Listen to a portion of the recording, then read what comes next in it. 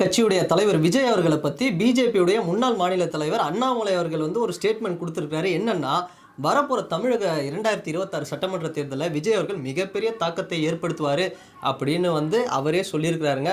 உடனே வந்து இவன் சங்கிடா அப்படின்னு எனக்கு ஒரு முத்திரை குத்துறக்கூடாது. இது வந்து கண்டிப்பாக உடன்பிறப்புகளுக்கு ஒரு மன உளைச்சலை ஏற்படுத்தணும்னு வச்சுக்கோங்களேன். பட் இருந்தாலும் நான் எந்த பார்ட்டிக்கு வந்து சப்போர்ட் அப்படிங்கிறது உங்கள் எல்லாருக்குமே தெரியும். ஒரு வீடியோவில் வந்து நீங்கள் பார்க்குறீங்க. சரி, அப்படி என்னப்பா சொன்னார்? ஜென்ரலாக அண்ணாமலை அவர்கள் பார்த்தோம்னா ஒரு மிகப்பெரிய ஒரு சிறந்த தலைவருங்க. உண்மையாக சொல்லணும், ஒன்றுமே இல்லாத பிஜேபியை, அதாவது 2% கூட ஓட்டு இல்லாத தமிழ்நாட்டில் இருந்த பிஜேபியை இன்றைக்கி பெரிய லெவலில் கொண்டு வந்து விட்டுருக்கிறாரு. நோட்டாவை விட கீழே ஓட்டு வாங்கின பிஜேபியை இன்றைக்கி பெரிய லெவலில் வச்சார்னா அதுக்கு காரணம் ஒன் அண்ட் ஒன்லி அண்ணாமலை அவர்கள் தான். அதில் யாருமே கிடையாது. அதுக்கு முன்னாடி பிஜேபியில் இருந்த மாநில தலைவர்கள் பொன் ராதாகிருஷ்ணன் அவர்களா, தமிழிசை அவர்களா, எச் ராஜா அவர்களா, இவங்கெல்லாம் ஒன்றுமே கிடையாதுங்க.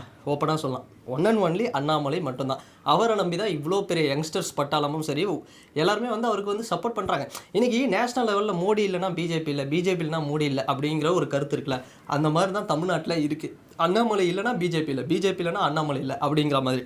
சப்போஸ் ஒரு வேளை எனக்கு என்ன ஒரு ஆசை அப்படின்னா, அண்ணாமலை மாதிரியான ஒரு தலைவர், அதாவது நல்ல படித்தவர், ஒரு சாதாரண விவசாய குடும்பத்திலேருந்து எந்த ஒரு பேக்ரவுண்டும் இல்லாமல் பெரிய லெவலில் வந்து ஐபிஎஸ் அதிகாரி ஆனவர், ஐஏஎம்மில் படிச்சிருக்கிறாரு, ஐபிஎஸ் எக்ஸாம் எழுதியிருக்கிறாரு, கிளியர் பண்ணி நல்ல ஸ்கோர் எடுத்து டாப் பொசிஷன், அவரோட டியூட்டியில் இருந்த அந்த போலீஸ் யூனிஃபார்மில் இருந்த வீடியோலாம் பயங்கரமாக வைரல் ஆச்சு. இங்கே கூட வந்து பார்த்தோம்னா கர்நாடக சிங்கம், தமிழ்நாட்டு சிங்கம், புலி அப்படிங்கிற மாதிரி அவரெல்லாம் வளர்ந்துச்சாங்க. பட் இங்கே டிஎம்கேல சில பேர் என்னென்னா, இவர் போய் கர்நாடக சிங்கம்மா, இவர் தமிழ்நாட்டுக்கு அசிங்கம் அப்படிங்கிற மாதிரிலாம் சொல்கிறாங்க.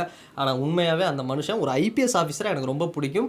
ஒரு லீடர்ஷிப் குவாலிட்டியும் அவர்கிட்ட இருக்குது. உண்மையாகவே வந்து அவர் ஒரு சிங்கம் தான். அவருக்கு வந்து லீடர்ஷிப் குவாலிட்டி அப்படிங்கிறது இருக்குது. ஏன்னா என்ன யோசிச்சிருக்குன்னா, அண்ணாமலை மாதிரியான ஒரு தலைவர் டிவிகேல இருந்தால் எப்படி இருக்கும்? ஒரு பக்கம் தளபதி விஜய், இன்னொரு பக்கம் வந்து அண்ணாமலை அவர்கள்.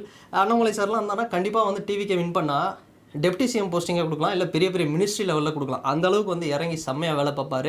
ஒரு பக்கம் பாருங்களேன், டிவிகே விஜய் அவர்கள், அண்ணாமலை அவர்கள், இந்த பக்கம் ஆதவ் அர்ஜுனா, அப்புறம் அப்படியே வந்து ஒரு சூப்பராக வந்து அப்படியே செம்மையாக இருக்கும். இன்னொரு பக்கம் பிரசாந்த் கிஷோர் அவர்கள், எல்லாருமே வந்து படித்தவங்க, ஒரு சமகால ஏஜ். இவங்களுக்கெல்லாம் பார்த்தோம்னா அந்த 40, 45, 50 அந்த ரேஞ்சில் இருக்கக்கூடிய ஒரு ஏஜ் மேட்ஸ். ஸோ இவங்கெல்லாம் இருந்தால் அப்படியே சூப்பராக வந்து இருக்கும், ஒரு ஆரோக்கியமான பாலிடிக்ஸாக இருக்கும்.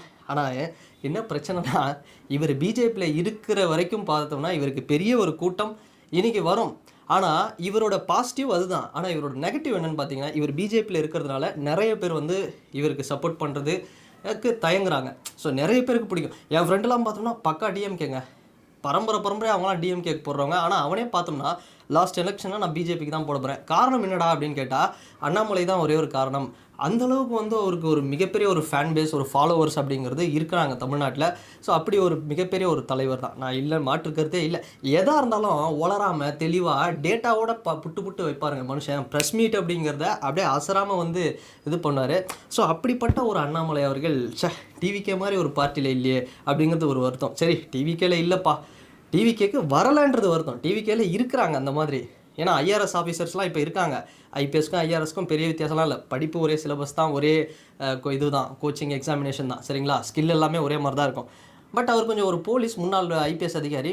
ஸோ அவர் வந்து அங்கே இருக்கிறதோட இங்கே வந்தாருன்னா அவருக்கு இன்னும் இளைஞர்கள் படை அப்படிங்கிறது ஜாஸ்தியாக இருக்கும். பட் பிஜேபி விட மாட்டாங்களே. சரி, ஓகே, சப்போஸ் டிவிகேல கூட அவர் இல்லை, நாளைக்கு பிஜேபிலேருந்து வெளியே வருவார் அப்படிங்கிற கருத்துலாம் இருக்குது. ஏன்னா அண்ணாமலைக்கு முக்கியத்துவம் தரமாட்டுறாங்க, அவர் வெளியே வர போகிறார் அப்படிலாம் சொல்கிறாங்க. கண்டிப்பாக அவர் தனி கட்சி ஒன்று ஸ்டார்ட் பண்ணார்னு வைங்களேன், பெரிய லெவலில் ஒரு ஃபாலோவர்ஸ் வந்து அவருக்கு வருவாங்க. ஏன்னா அந்தளவுக்கு அவருக்கு வந்து கூட்டம் இருக்குது. இன்னொரு மேட்ரு என்னென்னு பார்த்தீங்கன்னா, அண்ணாமலை அவர்கள் ஐபிஎஸ் அதிகாரியாக வந்து அவர் ரிசைன் பண்ணுறதுக்கு முன்னாடியே அவர் வந்து இந்த என்ஜிஓ இதுக்கெலாம் வந்து ஸ்பீச் கொடுக்குறது, அப்புறம் ஐஏஎஸ் அகாடமிக்கு போய் ஸ்பீச் கொடுக்குறது, எஜுகேஷன் இன்ஸ்டியூஷன்ஸ்கில் போய் ஸ்பீச் கொடுக்குறது, மோட்டிவேஷன் நிறைய இடத்துல பேசுறது, இது மாதிரிலாம் வந்து பண்ணிட்டு இருந்தார். அப்போவே அவர் வந்து பெருசாக சொல்லிட்டு இருந்தாங்க, அண்ணாமலை வேறு லெவல்ப்பா அப்படின்லாம். ஆனால் அவர் ரிசைன் பண்ணிவிட்டு ரஜினி சார் வந்து ரஜினி சார் டைரெக்டாக அரசியலுக்கு வரலனாலும் ரஜினி சாருக்கு இருக்கக்கூடிய மாஸ், அவருக்கு இருக்கிற ஃபாலோவர்ஸ் எல்லாம் வந்து ரஜினி சார் ஒரு கட்சி மாதிரி ஒன்று ஸ்டார்ட் பண்ணுவார், இல்லை அண்ணாமலை ஒரு கட்சி ஸ்டார்ட் பண்ணுவார், அதுக்கு வந்து ரஜினி சார் தான் வந்து கைட் பண்ணுவார், ரஜினி சார் வந்து ஒரு பெரிய பேக் போனாக இருப்பார், இப்படியெல்லாம் வந்து. பட் கடைசியில் ரஜினி சாரும் வரல, அண்ணாமலை அவர்களும் வந்து தனி கட்சி ஸ்டார்ட் பண்ணல. பட் பிஜேபியில் வந்தார், டக்குன்னு வந்து போனார், ஒரு பெரிய ஒரு மாற்றத்தை ஏற்படுத்தினார், பெரிய பெரிய பொசிஷன்லாம் போனார். இப்போ கூட பாருங்கள், டிடிவி தினகரன், ஓபிஎஸ் இவங்கெல்லாம் வந்து வெளியே வராங்க அப்படின்றது கூட ஒரு நாகரிகமான முறையில் மரியாதை நிமித்தமாக அவங்களுக்கு ஒரு சீனியர்னு ஒரு மரியாதை கொடுத்து அவங்க வெளியே வந்ததை மறுபரிசீலனை பண்ணணும். ஸோ அவங்க வந்து சப்போஸ் நாளைக்கு டிவி கேக் போனாலும் அதை வந்து அண்ணாமலை அவர்கள் விஷ் தான் பண்ணுவார், இல்லை அது அவங்களோட தனி விருப்பம் அப்படி தான் சொல்லுவார். தவிர இந்த அசிங்கமாக ஆளுங்களை வச்சு ட்ரோல் பண்ணுறது இந்த மாதிரி வேலையெல்லாம் வந்து பிஜேபி சைட்லேருந்து பெருசாக பண்ண மாட்டாங்க. ஆனால் ஒரு வருத்தம் என்னென்னா, நம்ம கவுண்டம்பாளையம் ரஞ்சித் அண்ணன் அவர் பக்கத்துலலாம் வந்து அண்ணாமலை அவர்கள் வந்து உட்கார வேண்டிய சூழல் ஆயிடுச்சு அப்படிங்கிறதா ஒரு வருத்தமாக இருக்குது. ஏன்னா அவர்லாம் வந்து பார்த்தோம்னா பெரிய ஒரு எம்எல்ஏவோ இல்லை முன்னாடி வந்து அரசியலில் பெரிய இம்பேக்டெல்லாம் கிடையாது. ஆனால் அவர் வந்து போய் அவர் முன்னாடி ஸ்பீச் பேசுகிற அளவுக்கு வந்து அந்த கண்டிஷனில் வந்து கொண்டு வந்ததுக்கு காரணம் அதுக்கு தான்.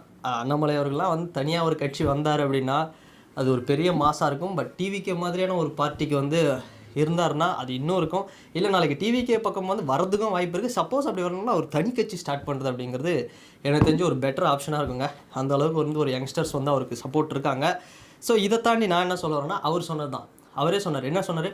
10% வாக்காளர்கள் அப்படிங்கிறவங்க ஒரு எலெக்ஷன்லையும் மாற்றத்தை நோக்கி புதுசாக யாராவது வந்தாங்கன்னா அதை வந்து ஆதரிக்கிறாங்க தமிழக மக்கள். அது வந்து சாதாரணமாக ஒருத்தங்க வரும்போதே 10% கிட்ட வந்து வராங்க.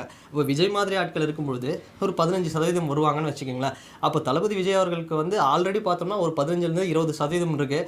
அப்போ ஒட்டுமொத்தமாக பார்த்தோம்னா அவருக்கு ஒரு 30-35-40% கிட்ட வந்து 35% வரைக்கும் ஓட்டு வந்து வரும். டிவிகே கூட்டணி இன்னும் மெகா அலையன்ஸ்லாம் அமைச்சாங்கன்னா ஒரு 50-40% கிட்ட கூட வருங்க. ஸோ ஆட்சி அமைக்கிறதுக்கான அத்தனை ஒரு பாசிட்டிவ் கிராஃப் அப்படிங்கிறது டிவிகேக்கு இருக்குது. ஸோ அதுதான் சொல்கிறேனே, எதிர்கட்சியில் இருக்கிறவங்களே அதாவது இத்தனைக்கும் கொள்கை எதிரி அப்படின்னு வந்து பிஜேபி சொல்கிறாரு. அங்கேருந்தே ஒரு வேர்டு அப்படிங்கிறது வருது. ஆனால் இங்கே இருக்கக்கூடிய சில பேர் வந்து ஆளுங்களெல்லாம் வச்சு கலாய்ச்சிக்கிட்டு நெகட்டிவிட்டி ஸ்ப்ரெட் பண்ணிகிட்ருக்காங்க டிவிகே மேலே.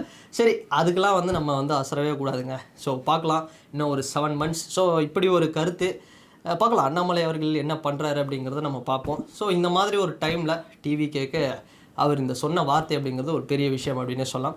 அண்ட் இந்த வீடியோ பார்த்தீங்கன்னா உங்களுடைய கருத்துக்கள் என்ன அப்படிங்கிறது இந்த கமெண்ட் செக்ஷனில் மறக்காம பதிவிடுங்க. அண்ட் வேற ஒரு வீடியோவில் வேற ஒரு கான்டென்ட்டில் நான் உங்களை பார்க்குறேன். பாய்.